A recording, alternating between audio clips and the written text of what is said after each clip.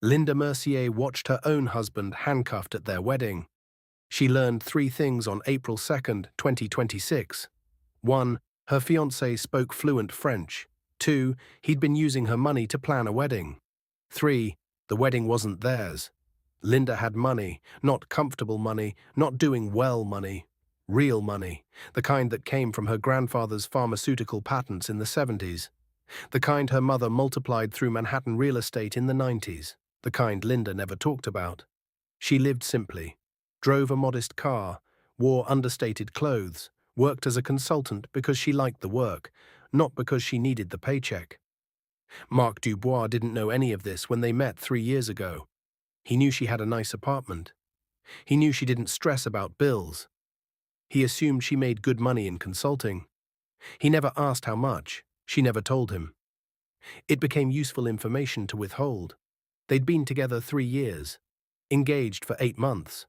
Marc worked in tech sales, made $70,000 a year, complained about his commission structure, talked about grinding and climbing the ladder. Linda paid for most things, not obviously, not in a way that made him feel small. She was subtle about it. Dinner, she'd grab the check while he was in the bathroom. Groceries, she'd wave off his Venmo requests. Don't worry about it. The apartment? Her name on the lease. But she let him call it ours. The car he drove, titled in her name. Insurance is cheaper this way, she'd said. He believed her. He believed a lot of things. Marc proposed on December 20th, 2025. Got down on one knee in her living room. Diamond ring, tears in his eyes. She said yes because she loved him, or thought she did. 3 years of Sunday brunches and Netflix marathons and inside jokes felt like love. She thought they were building something real. Then came April 2nd. It was a Tuesday evening. Linda was in the shower, steam filling the bathroom, water pressure hammering her shoulders. She heard Marc's phone ring in the bedroom, heard him answer. Then she heard something else, a language shift. She turned off the water, stood there dripping on the tile. Listened. Marc was speaking French, not halting, textbook French, not I took 2 semesters in college French. Fluent, native level, confident. Oui, chérie, 2 mois exactement. Yes, darling, exactly 2 months. Linda's hand froze on the shower curtain. Elle ne sait rien, je te le promets. She knows nothing, I promise you. Her breath caught. L'argent? Elle me fait confiance. Elle ne vérifie jamais les relevés. The money? She trusts me. She never checks the statements. Linda wrapped a towel around herself, stepped into the hallway. Water dripped from her hair onto the hardwood. Marc had his back to her, pacing by the window, smiling at something the other person said. Je sais, c'est presque fini. Encore 2 mois et on sera ensemble. I know, it's almost over. 2 more months and we'll be together. He laughed, soft, intimate. Je t'aime aussi. À bientôt, ma future femme. I love you too. See you soon, my future wife. He hung up, turned around, saw Linda standing there, wet hair, bare feet, face unreadable. For half a second something flickered across his expression, then it was gone, replaced by his smile. Work call, he said in English, casual, easy. Client in Paris, you know how demanding Europeans can be. Linda tilted her head slightly. I didn't know you spoke French, he shrugged. Picked it up for work, comes in handy with international accounts. You're really good. Thanks, babe, years of practice. He walked past her to the kitchen, started making coffee like nothing had happened. Linda stood in the hallway, watching him scoop grounds into the filter, watching him whistle while he waited for the pot to brew. She didn't say a word. Here's what Marc Dubois didn't know about Linda Mercier. She spoke 5 languages: English, French, Spanish, Mandarin, Italian. French wasn't just something she'd learned in high school, it was her first intellectual love.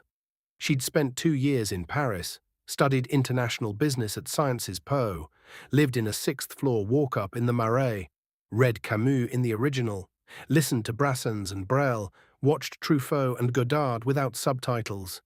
French wasn't a skill to her, it was a second skin. Marc had mentioned his French exactly 3 times in 3 years. Always casually, always in passing. Learned it for work, helps with European clients. Linda had nodded each time, said nothing, because in 3 years Marc had never once asked her a single question about languages, never asked if she spoke anything other than English, never asked about her time in Paris, never asked. He assumed she didn't. So she let him assume, and now she understood why he'd really learned French. To have private conversations in front of her, to speak freely to another woman while Linda stood 10 feet away, to steal from her in a language he thought she'd never understand. Linda went to bed that night at 10. Marc climbed in beside her at 10:30, kissed her shoulder, fell asleep within minutes. She listened to him breathe, steady, peaceful, the breathing of a man with a clear conscience. At 11, she slipped out of bed, grabbed her laptop from the living room, sat on the couch in the dark, opened their shared bank account, the one she'd set up 6 months ago specifically for household expenses. Rent, utilities, groceries, nothing more. She'd added him so he could contribute his share. He'd thanked her, called her a genius, said it made everything so much simpler. Linda scrolled through the transactions. March, February, January, December. Large withdrawals, all from Marc, all unauthorized, all far beyond household expenses. December 28th, 2025, $3,000 event deposit, $8,500 vendor payment. March 3rd, 2026, $15,000 boutique purchase, $6,000. She opened her calculator app, added them up, $61,200, $61,000. Gone, stolen from an account meant for groceries and electric bills. While she smiled and transferred her share and said, "Don't worry about it," every time he promised to pay her back. She sat there for 20 minutes, didn't cry, didn't throw the laptop, didn't march into the bedroom and demand answers. She calculated, because Linda Mercier didn't react. She strategized. She closed the laptop, walked back to the bedroom, slid under the covers next to the man who'd just stolen $60,000 from her to marry another woman. Marc rolled over in his sleep, draped an arm across her waist, mumbled something in French. She stared at the ceiling. The moral debt clock had started ticking. Marc Dubois had exactly 2 months left before collection day. Linda called in sick to work the next morning. Marc left at 8, kissed her forehead, told her to rest, said he'd check on her at lunch. She waited until his car disappeared down the street. Then she made a phone call. Chen Investigations. David Chen, ex-forensic accountant, former IRS fraud investigator. Now private, specialized in financial crimes and infidelity cases. Linda's corporate lawyer had recommended him 2 years ago during a client dispute. She'd kept his number saved, just in case. "David, it's Linda Mercier. We met through Catherine Shu." "Linda, yes, how can I help?" "I need a full background workup on someone. Fast, discreet." "Time frame?" 48 hours. "That's tight. I'll pay double your rate. What am I looking for?" "I have a phone number. I need the name attached to it. Full profile, age, occupation, address, social media. And I need to know if there's a wedding being planned." Silence on the other end. "You think your partner is—" "I know my partner is. I just need documentation." "Understood. Anything else?" "Yes. I need a contact who can get a USB drive played at a wedding venue. Professional videographer or AV tech. Someone who won't ask questions." Another pause. "That's specialized. Can you do it?" "I know someone. Corporate event AV. Does weddings on the side. Discreet, but it'll cost." "How much?" 5,000, separate from my fee." "Done. I'll wire 20,000 today. 10 for you, 10 advance for everything else." "Can I ask what's on the drive?" "Evidence. Does the bride know you're doing this?" "The bride is innocent. That's why I'm doing it." David didn't ask anything else. "I'll have the profile to you in 48 hours. Linda hung up. Transferred $20,000, made herself coffee. Marc texted at noon. "Feeling better, babe?" She replied immediately. "Much better. Thank you for checking. Love you." "Love you too." She stared at the words, wondered if he'd ever actually meant them. Then she deleted the thread and went back to work. 43 hours later, David sent an encrypted email. Linda opened it at midnight. Marc was asleep in the bedroom. Subject, Céline Marie Laurent, confidential report. She clicked the attachment. Full name, Céline Marie Laurent. Age, 29. Date of birth, June 3, 1996. Nationality, French current residence, apartment 4, B12 Rue de Longchamp, 16th arrondissement, Paris, France. Occupation, senior marketing manager, Beaumont and Associés. Annual salary, €78,000, approximately $85,000. Education, master's degree in communications, ESCP Business School relationship. Status, engaged as of December 27, 2025. Fiance, Marc Dubois. Wedding date, June 12, 2026. Wedding venue, Château de Lumière, Provence, France. Guest count, 150 confirmed. Estimated wedding budget, €95,000, $103,000. Linda stopped reading, December 27, 2025. 1 week after Marc proposed to her. 1 week. He'd gotten down on one knee in Linda's living room on December 20th. Cried, told her she was his forever. Then he'd flown to Paris and proposed to someone else on December 27th. Same ring style, same script probably, same lies. She scrolled to the financial section, verified transactions, source, joint household account. All withdrawals unauthorized for wedding-related purchases. Linda read that line 3 times. Joint account established for household expenses only. Every penny he'd taken was theft. Not shared spending, not a misunderstanding, theft. He'd used money meant for rent and groceries to build another woman's dream wedding. She scrolled to Marc's travel records, 18 trips to Paris in the last 14 months, 2 to 3 days each, always logged as client meetings on his work calendar. Céline's social media showed corresponding dates, dinner photos, museum visits, weekend trips to Normandy. All the times Marc told Linda he was closing deals with European accounts. He was building a second life. Linda closed the laptop, sat in the dark, listened to Marc snore in the next room. She didn't cry, she didn't scream. She opened her notes app, typed one line, June 12, 2026. Château de Lumière, 2 p.m., collection day. Then she went to bed. 4 days later, Marc asked for more money. They were having dinner. Pasta carbonara, wine, candles on the table. He'd been extra attentive all week, complimenting her hair, offering to do dishes, asking about her day. Linda knew what was coming. He was softening her up. "Babe, I need to talk to you about something." Linda looked up from her plate. "What's up?" "I have an investment opportunity. A buddy from work is putting together early-stage funding for a tech startup. AI-driven sales analytics. Could be huge. Sounds interesting." "It is, but the window closes Friday. I need to move fast." "How much?" "5,000. She didn't hesitate. "Okay." Marc blinked. "Really? You said it's a good opportunity. I trust your judgment." He reached across the table, grabbed her hand. "You're amazing. I'll pay you back as soon as it clears. Promise. I'm not worried about it. I mean it. 6 months, this thing doubles, I'll take you somewhere incredible." "I'd like that." She smiled. He smiled back. She transferred the money after dinner. Then she texted David, "Track the $5,000. Need to know where it goes." The reply came 8 hours later. Bijouterie Cartier, Rue de la Paix, Paris, women's wedding band, size 6. Purchased April 9th, 11:47 a.m. local time. Céline's ring. Bought with Linda's money. While Marc told her it was for a tech startup, she added it to her ledger.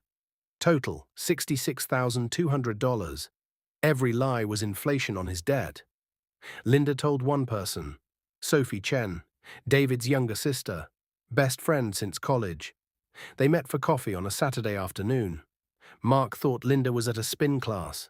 Sophie listened to everything, the French phone call, the bank statements, the investigator's report, the ring. When Linda finished, Sophie was silent for a full 10 seconds. Then she set down her cup. "I'm going to kill him." "You're not." "Linda, he stole over $60,000 to marry another woman. In France. And you're just sitting here, drinking coffee." "I'm not just sitting here." Then what are you doing? Waiting. For what? June 12th. Sophie stared at her. The wedding. Yes. You're going to crash it. No, I'm going to let it start, and then I'm going to end it. How? Linda explained the USB, the videographer, the projector plan. Sophie's eyes went wide. You're going to play evidence at his wedding, in front of everyone. Yes. That's... Jesus, Linda, that's brutal. He earned it. What about Céline? She's innocent. I know. That's why she deserves to know before she legally binds herself to a thief. She's going to be humiliated. Better humiliated at the altar than divorced in 2 years when he does this to her. Sophie sat back, processed. You're terrifying when you're calm. I learned from my mother. Your mum would approve of this. My mother once had a business partner who embezzled from her. She didn't sue him. She bought his mortgage, foreclosed, took his house. Then she sent him a card that said, "Thank you for the learning experience." Sophie laughed despite herself. Okay, so this is genetic. Apparently. When's the wedding? June 12th, 2 months. You're going to wait 2 whole months? I'm going to let him think he won. Let him relax. Let him believe I'm too stupid to notice. And then? Then I take everything. Sophie raised her coffee cup. To justice. Linda clinked her cup. To consequences. 2 weeks later, Marc took Linda to dinner. Le Bernardin, upscale French, reservations booked months in advance. Linda knew exactly what he was doing. Buttering her up before another withdrawal. She played along. They sat down, white tablecloth, candlelight, sommelier presenting the wine list. The menus arrived, everything in French. Linda pretended to struggle. I don't know what half of this means. Marc smiled, the smile of someone who thinks they're smarter than you. Don't worry, babe, I got you. He flagged the waiter, ordered in flawless French, made a point of pronouncing everything perfectly. Asked about wine pairings. The waiter nodded approvingly, responded in French. They had a whole conversation. Marc looked pleased with himself when the waiter left. I love this place. Feels like Paris. You've been? A bunch of times, for work. Must be nice. It is. We should go together sometime. I could show you around. I'd love that. His phone buzzed on the table. He glanced at it. Smiled, flipped it face down. But Linda had already seen the preview. Je t'aime, mon futur mari, seulement 2 mois. I love you, my future husband. Only 2 months. From Céline. Linda took a sip of wine, said nothing. Marc thought he was cosmopolitan, thought he was cultured, thought he was getting away with it. He was just predictable. 3 weeks before the wedding, Marc asked for more money. Emergency, car trouble, transmissions completely shot. Mechanic says 8 grand to fix it. Linda was reading on the couch, didn't even look up. I'll transfer it now. Seriously? It's your car, you need it for work, of course. You're the best. I know. She sent the money, $8,000. Then she checked Marc's credit card statement, the one he thought she didn't have access to. April 15th, 2026. $8,000. Chateau de Lumière. Final honeymoon suite payment. The room where he'd spend his wedding night. With Céline. Paid for with Linda's money. She updated her ledger. Total, $74,200. She texted him. Transferred. Hope the car's okay. Love you. He sent back a heart emoji. She stared at it for a long time. Then she texted David. Videographer confirmed for June 12th. Locked in. USB will be delivered to venue AV Tech morning of. Labeled as pre-ceremony montage. Céline already approved the free videography offer. Thinks it's a portfolio project. Perfect. She put her phone down, opened her calendar, circled June 12th in red. 21 days. Marc had 21 days left. Marc flew to Paris on June 5th. Told Linda it was a week-long client conference. Big accounts. Can't miss it. I'll call every night. She helped him pack, folded his shirts, rolled his socks, zipped his suitcase. You'll do great. I'll miss you. I'll miss you too. He kissed her, long, slow, meaningful, the kind of kiss that's supposed to say something. She kissed him back, watched him carry his suitcase to the car, watched him drive away. Waited 10 minutes. Then called David. He just left for the airport. Damien's briefed. He'll introduce himself to the venue coordinator tomorrow morning as a portfolio videographer. The venue's already confirmed they're open to it. Free premium work, standard practice. And the lawyer?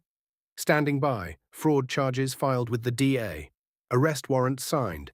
2 officers will be at the venue in plain clothes, coordinated with venue security.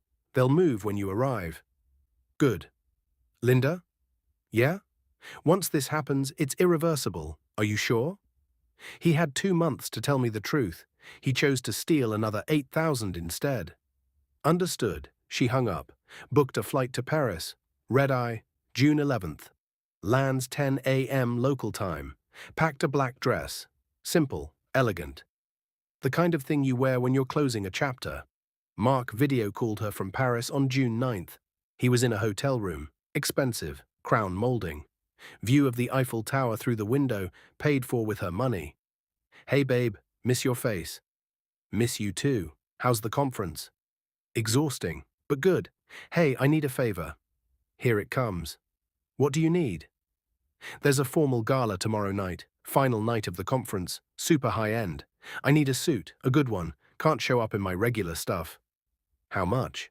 4,000, I know it's a lot. Get it. He blinked. Really? You're representing your company. You should look the part. You're incredible. I know. They talked for another 15 minutes. He told her about fake meetings, fake clients, fake presentations. She nodded, smiled, asked follow-up questions. When they hung up, she texted David. He just asked for $4,000 for a suit. Let me guess, wedding suit. Of course. Jesus Christ. Add it to the total. Total, $78,200. Linda stared at the number. $78,000, stolen over 7 months, to marry another woman, in a $4,000 suit. She poured herself a glass of wine, raised it to the empty apartment. 2 expensive lessons. Sophie called the night before Linda's flight. Are you really doing this? Linda was packing. Black dress laid out on the bed. Passport, boarding pass printed. Yes. You're flying to Paris to watch your fiancé get arrested at his wedding to another woman. Correct. That's insane. That's proportional. Linda. Soph, he stole $78,000. He lied to my face for a year. He proposed to 2 women 1 week apart. He's spending my money on another woman's honeymoon. What part of this doesn't deserve consequences? Silence. Then a long exhale. You're right. He deserves everything that's coming. I know. What if Céline blames you? She might, but she'll blame him more. And Marc. Marc will learn what happens when you underestimate someone. You're the scariest person I know. Thank you, Sophie laughed. Call me after. I want every single detail. You'll have them. They hung up. Linda zipped her suitcase, set her alarm for 3 a.m. Went to bed. Tomorrow was collection day. Marc called at midnight Paris time. Linda was already in bed. Eyes closed, phone on the nightstand. She answered. Can't sleep. Too nervous about tomorrow. Nervous about what? The final presentation, biggest client of the conference, could change everything. You're going to be amazing. I hope so. I couldn't have done any of this without you, babe. Your support.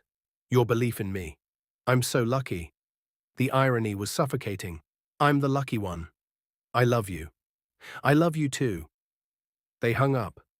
Linda stared at the ceiling, at the shadows from the streetlight outside.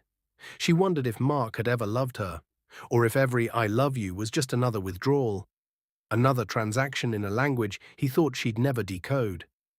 She turned off the light and fell asleep. Tomorrow, Marc would marry Céline. Tomorrow, 150 people would learn who he really was.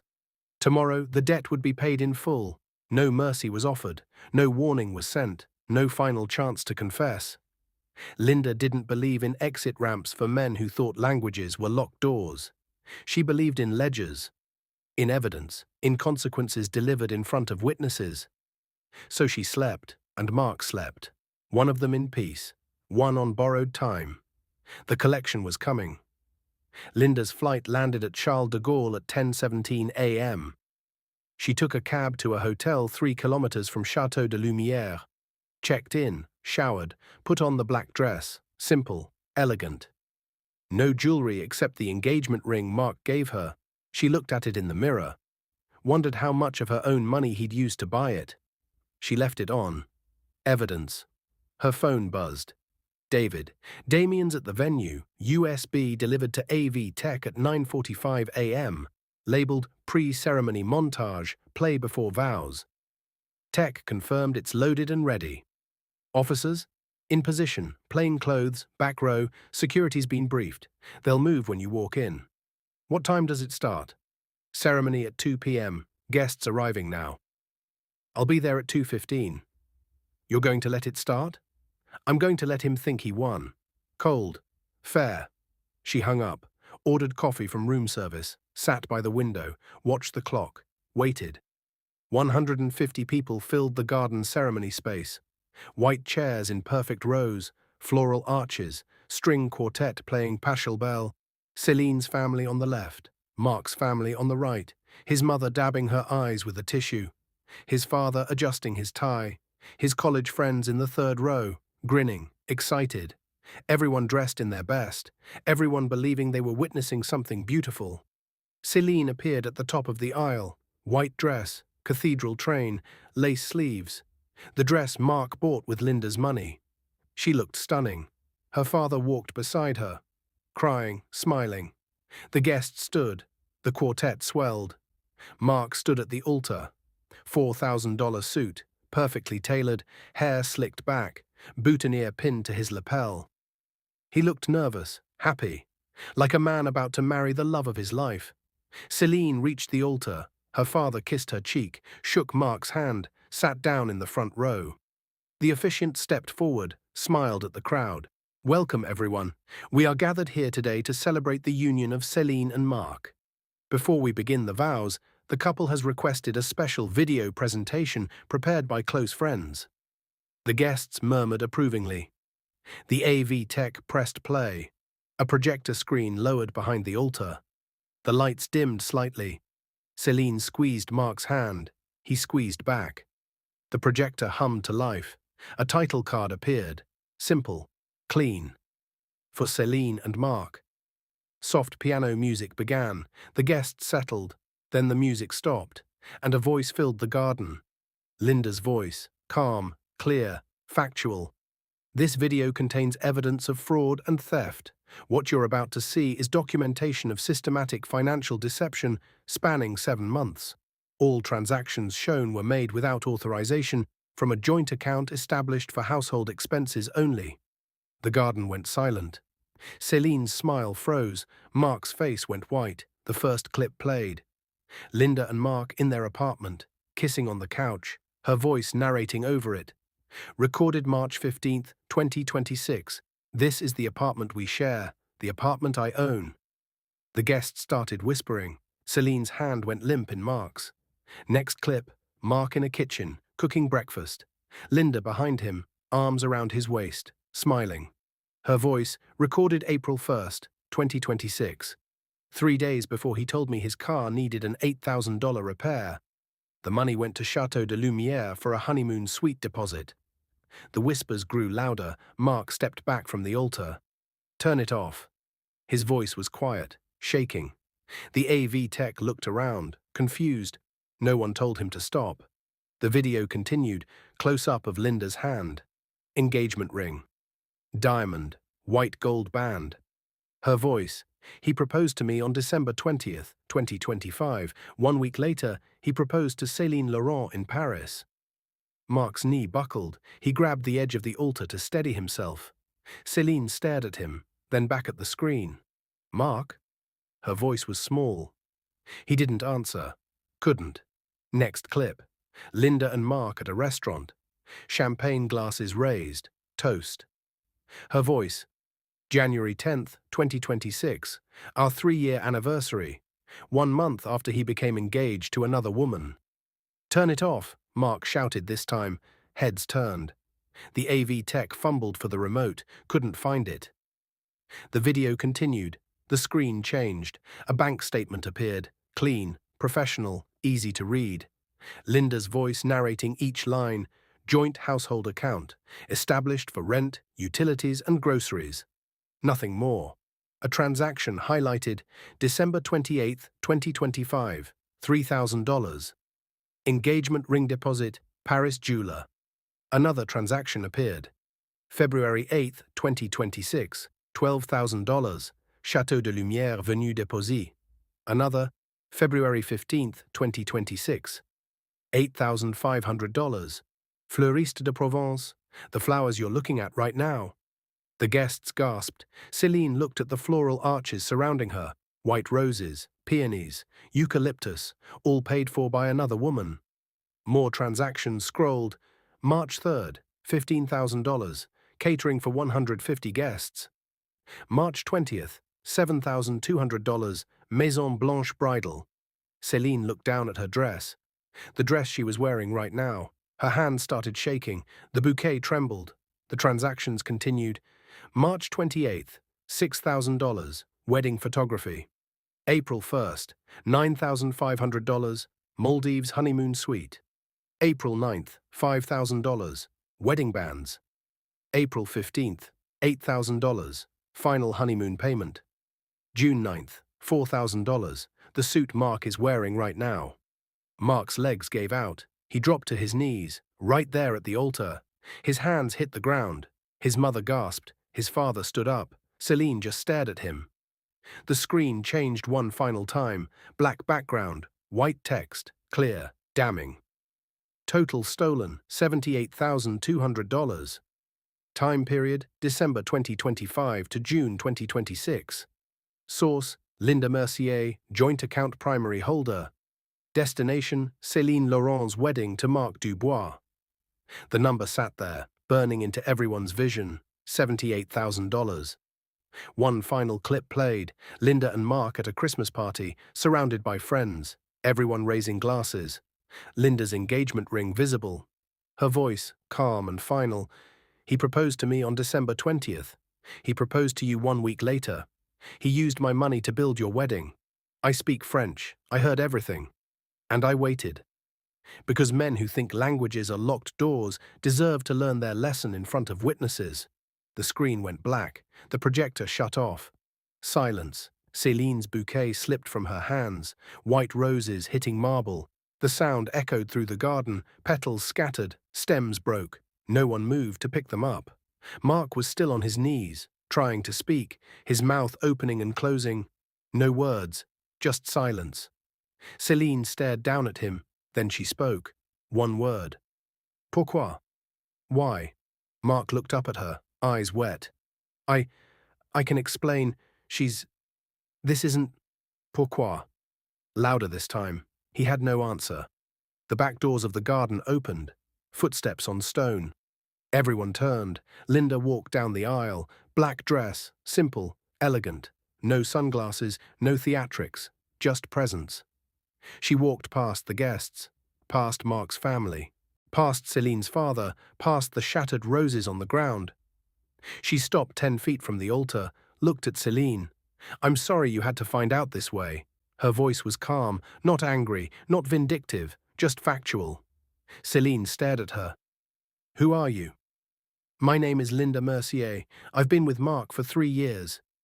He proposed to me on December 20th, 1 week before he proposed to you. Celine's face crumpled. You're lying. Linda held up her hand. The engagement ring caught the sunlight.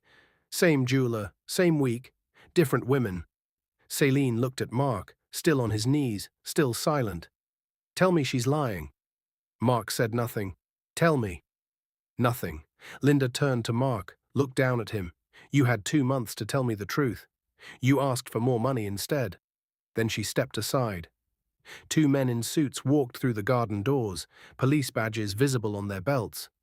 Behind them, a woman in a sharp blazer, briefcase in hand, Linda's lawyer. The officers approached Marc. Marc Dubois? Marc looked up, nodded, couldn't speak. You're under arrest for felony wire fraud and grand larceny. You have the right to remain silent. Anything you say can and will be used against you in a court of law. The officer pulled Marc to his feet, turned him around. The sound of handcuffs clicking shut. Metal on wrist, cold. Final. Mark's mother screamed. His father buried his face in his hands.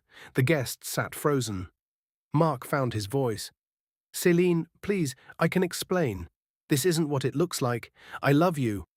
Céline's face hardened, every trace of the crying bride gone, replaced by something cold. "Don't say another word." The officers walked him down the aisle, past 150 witnesses, past his groomsmen, past his family, past the flower petals and broken stems. Mark looked back once, at Céline, at Linda, at the life he'd tried to build on lies.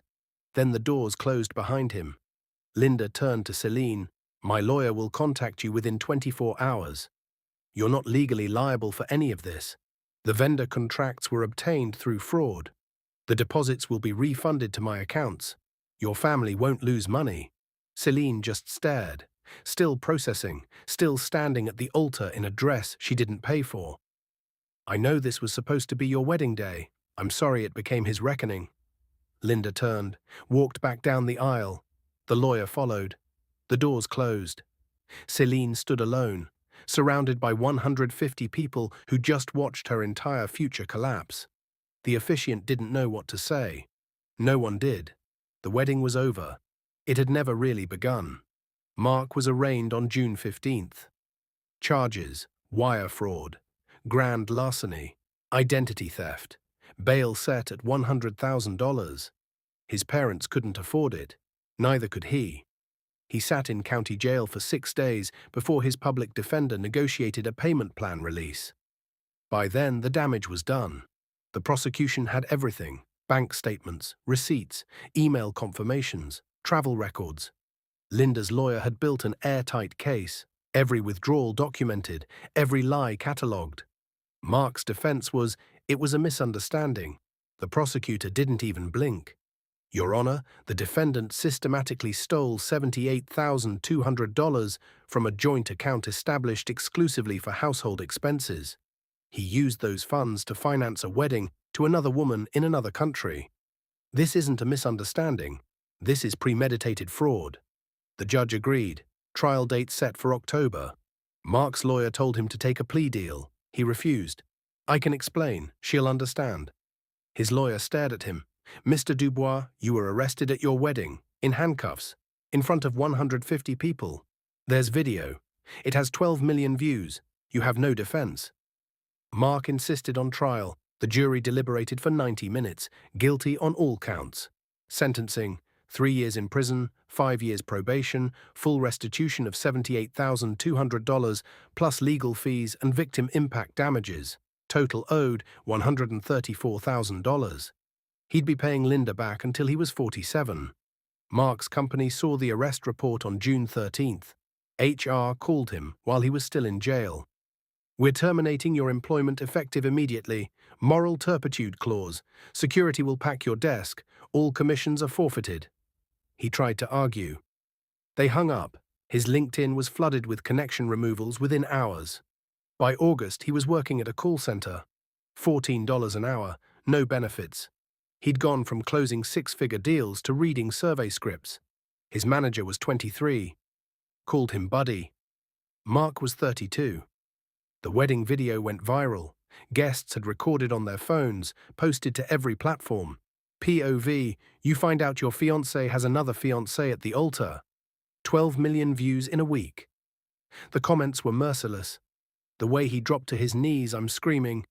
She paid for the dress he proposed in. This is what happens when you underestimate a woman who speaks French. Handcuffed at his own wedding is poetry. Mark deleted all his social media. But the internet never forgets. His friends stopped calling. His family fractured. His mother defended him. He made a mistake. His sister blocked him. He's a thief. His father said nothing, just stopped answering. Mark spent Christmas alone. Studio apartment, instant ramen, scrolling through old photos of Linda. Wondering when it all went wrong. 6 months after the arrest, Mark sat in his apartment. 400 square feet. Second-hand furniture, bare walls. He'd sold everything to pay legal fees. The car, repossessed. The watch Linda bought him, pawned. Everything gone. He opened his banking app. Balance, $340. Rent due in 6 days, $950. He'd have to ask his mother for money. Again. She'd say yes. She always did, but the disappointment in her voice was worse than the debt. His phone buzzed. LinkedIn notification. Linda Mercier has updated her profile. He clicked it.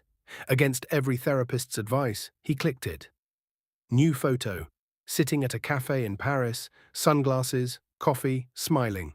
New title, Senior Consultant, International Markets. New location, Paris, France. She'd moved. She was thriving. She'd taken everything from him and then just left. Started over, like he'd never existed.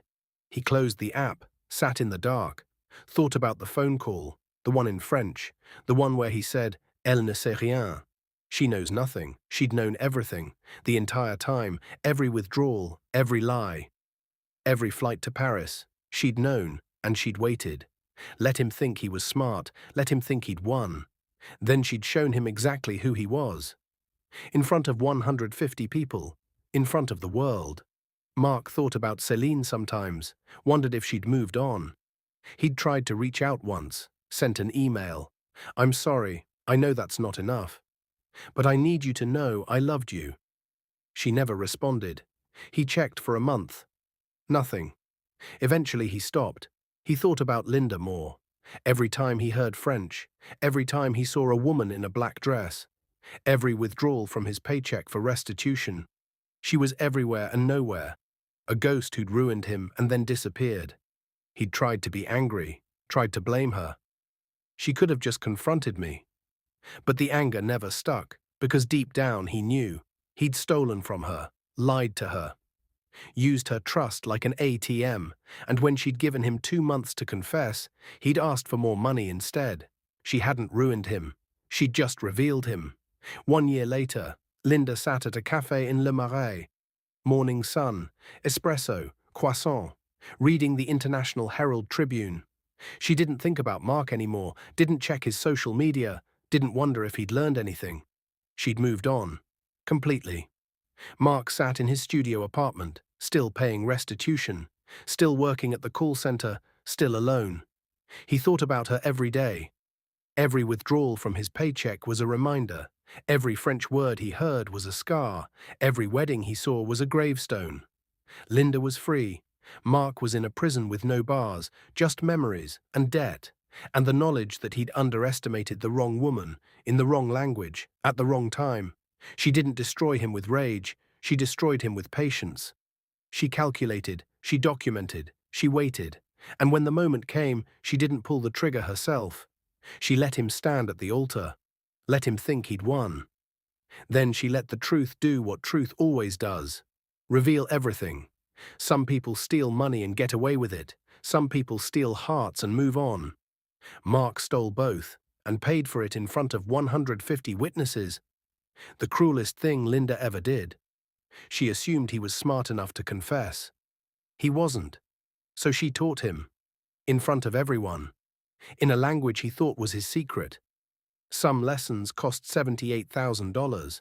Some cost everything. Marc learned both.